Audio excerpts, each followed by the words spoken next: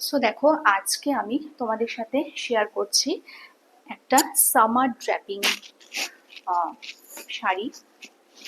Summer sari draping ঠিক বলেছি, আর ভুল হয়ে গেলে একটুখানি তোমরা অ্যাসেম্বল করে নিও। ওকে, সো দেখো, একটা নর্মাল কটন শাড়ি শাড়ি একটু সয়ে সুসুরি কাটছি মনে হচ্ছে। সয়ে সুসুরি তো কাটি না ভাই, কেন খাচ্ছি? সয়ে সাঁতারও কাটি না, সুসুরিও কাটি না। এ বাবা, দেখো সবকিছু গুটিয়ে গেল। যাই হোক, সো দেখো এরকম ভাবে করছি আমি, না চেষ্টা করছি কুচিটা ঠিক করার। ততক্ষণ তোমাদের ওয়েলকামটা করে নিই। Hey guys, good evening and welcome to my channel Tips Up Back. কেমন আছো তোমরা সবাই? আশা করছি সবাই ভালো আছো, আর তোমাদের ভালোবাসায় আমিও ভালো আছি। যখন কোনো মানুষ বেয়াদপি করে না, তাকে এরকম ভাবে টেনে সিধা করবে, এরম ভাবে টেনে টেনে সিধা করে দেবে, মানে সোজা করে দেবে আর কি, এরম ভাবে। ওকে, দেখো টেনে সিধা করার ফল হচ্ছে এটা, যে আরামসে এখন সিধা হয়ে গেল। রাদার একটু বেশি সিধা হলো আমার যে এক্সপেকটেশন ছিল তার থেকে। ওকে, এখন এটা ড্র্যাগ করলাম।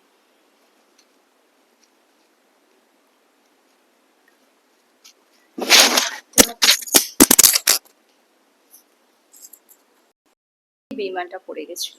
যাই হোক, তো রিদমাঝারে রাখি তারপরে পড়ে যায়, বলো তো কিরম বেইমান ছাড়া কি বলবো। যাই হোক, তো এই যে এরকম ভাবে একটা লো শাড়ি ড্র্যাগ, সামারের জন্য, সামার ফ্রেন্ডলি। অ্যান্ড যারা, আমি না এত লো শাড়ি ড্র্যাপিং পছন্দ করি না পার্সোনালি, মানে তো তোমাদের জন্য করলাম আজকে। দেখো আমি অনেকটাই ড্র্যাপ নিচে করেছি, অ্যান্ড এই পোর্শনটা আমি এরকম ভাবে দেবো।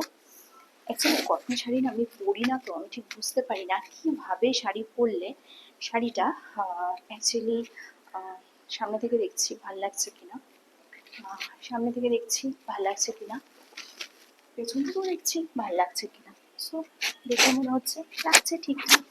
ওই যে যেটা বলছিলাম আর কি, এই কটন শাড়ি না আমি খুব একটা পরি না, তো এই জন্য না আজকে আমি বুঝতে পারি না যে আমাকে কোনটা পরলে ভালো লাগবে, কোনটা পরলে মানে কিভাবে পরলে একটা কটন শাড়ি ভালো লাগবে বা খারাপ লাগবে, এখানে আমি একদম বুঝতে পারি না। তো দেখো, এই যে আমি পরেছি শাড়িটা, কটন শাড়ি এইভাবে কেউ পরে না, এত স্টাইল করে কটন শাড়ি বাপরে কেউ পরে না। কটন শাড়ি পরে আরামের জন্য, কটন শাড়ি পরে কমফোর্টের জন্য, সুবিধের জন্য। আমি তো পরি না, ওই জন্য আমি বুঝতে পারছি না। যাই হোক, আঁচলটা আমি এভাবে নিলাম, কেমন লাগছে না? আমার তো ভালো লাগছে না, তাহলে কিভাবে নেওয়া যাবে? আচ্ছা দেখি এভাবে ট্রাই করে কিরম লাগছে। বাড়িতে যারা শাড়ি পরে হয় না, এরকম ভাবে নেয় শাড়ি, এরকম ভাবে ঢং করে, ঢং করে না মানে তারা অভ্যস্ত এরকম ভাবে নিয়ে, বাট আমি পারি না। কটন শাড়ি পরা হচ্ছে সব থেকে চ্যালেঞ্জের ব্যাপার, challenging and as well as tough.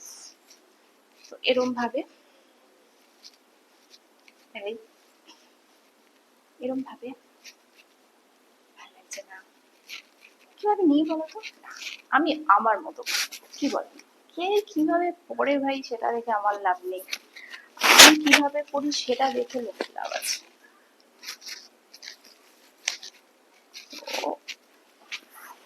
Just like that,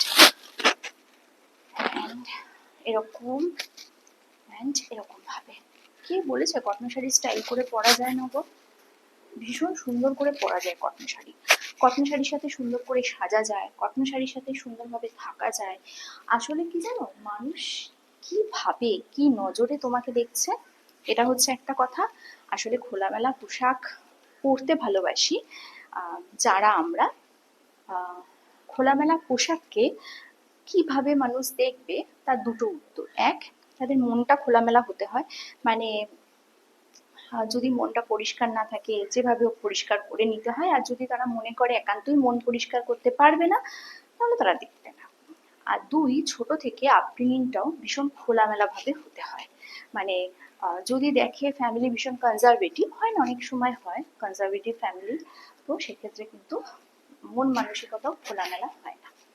এখন কনজারভেটিভের মানে কিন্তু আবার এক একজনের কাছে এক এক রকম, তাই না? তো যাই হোক, দেখো cotton sari with bralette and প্রচুর ঢং, প্রচুর জ্ঞান, কেউ শুনুক বা না শুনুক, কেউ কানে নিক চাই না নিক, জ্ঞান তো আমি দেবই। অ্যান্ড গরমে হালকা শাড়ি, ছোট্ট টিপ আর হালকা লিপস্টিক, এই দিয়ে হবে বাজিমাত। তো কেমন লাগলো ভিডিওটা অবশ্যই জানিও, আর কটন শাড়িতে আমাকে কেমন লাগছে সেটা তো অবশ্যই জানাবে। অ্যাকচুয়ালি কটন শাড়ি একদম পারফেক্ট, আর কালারটাও তাই একদম সামার ফ্রেন্ডলি। তো সুপারহিট সামার শাড়ি ট্র্যাপিং। ঠিক আছে তো নামটা আজকের জন্য, কালকে আসবে একটা নতুন ভিডিও নিয়ে, ততক্ষণের জন্য